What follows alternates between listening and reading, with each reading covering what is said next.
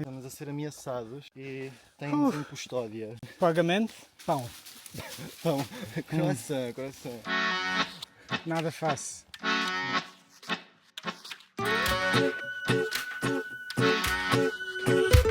Boom! Hello everyone, today I'm going to show you one of my favorite hikes in all of Portugal, which lies within the Sintra-Cascais Natural Forest. And guys, I'm new to this, so if you could please like, subscribe, follow, that would be wonderful. And if you want to take a hike with me, please check out my Airbnb experiences where we can do this or many other hikes that I hope to make videos of soon. Ciao! To get to the start of the hike, we want to take the train from Lisbon to Portela de Sintra station. Portela station has plenty of buses that will take us all over this expansive park, and in my opinion, might be the best way to visit as you don't have to necessarily do a circular hike. Chinchada. Chinchada. The hike will begin in the beautiful town of Colares. This town is deep within the Sintra-Cascais National Forest and is one of the most amazing places I've ever been.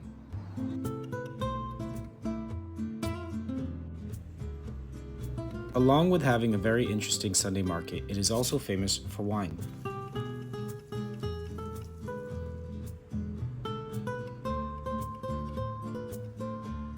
Wine. In the 19th century, the Phylaxic plague wiped out most European vineyards almost to extinction. However, Colares wine is grown in a very specific terrain. So in Sintra, you'll notice that even though it's beautiful, lush, it's still very Mediterranean. So you'll have dirt here, but you also have a layer of sand above it. And the wine actually grows within this sand and in this terrain, which protected it at the time. And it gives the wine a very specific flavor. There is actually a winery within the town that specializes in this wine, but I would definitely call ahead because for the most part, it is not open to tours. However, I did get lucky enough to walk through there once, and it is quite an experience. Once we finish walking around Colares, the tour really starts to heat up when we walk up the hill to the town of Penedo that lies above it. Please tell me not to go. We've been here long before.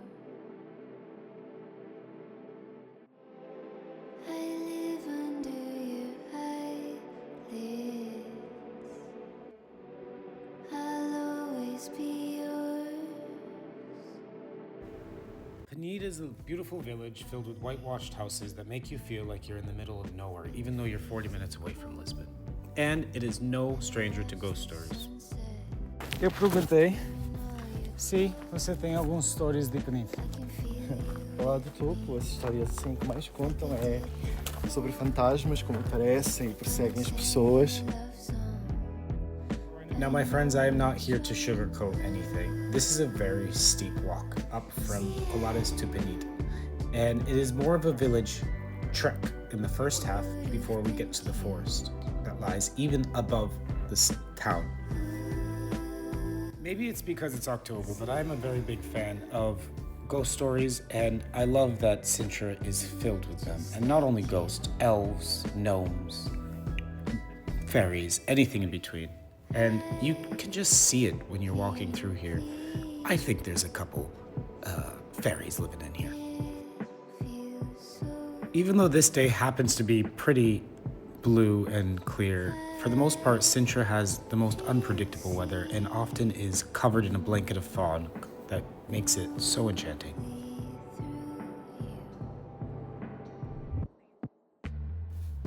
The colors of Penedo are almost all blue and white. However, when you're leaving that town, you're going to encounter a red stone archway that is incredibly striking. It's like a marker between the quiet life of the village and the wild forest beyond.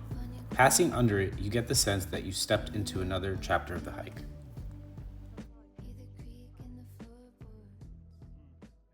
Agora nós saímos de Penedo e Colares e está num caminhado próprio. Saímos do Colares e saímos do Penedo.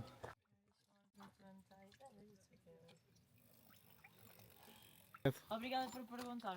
Sim.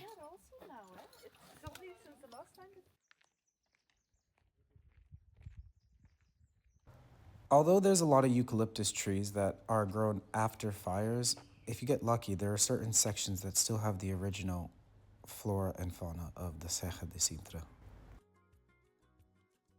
Wow. This tree is such a fountain of life. Look at it. Got the moss growing on it.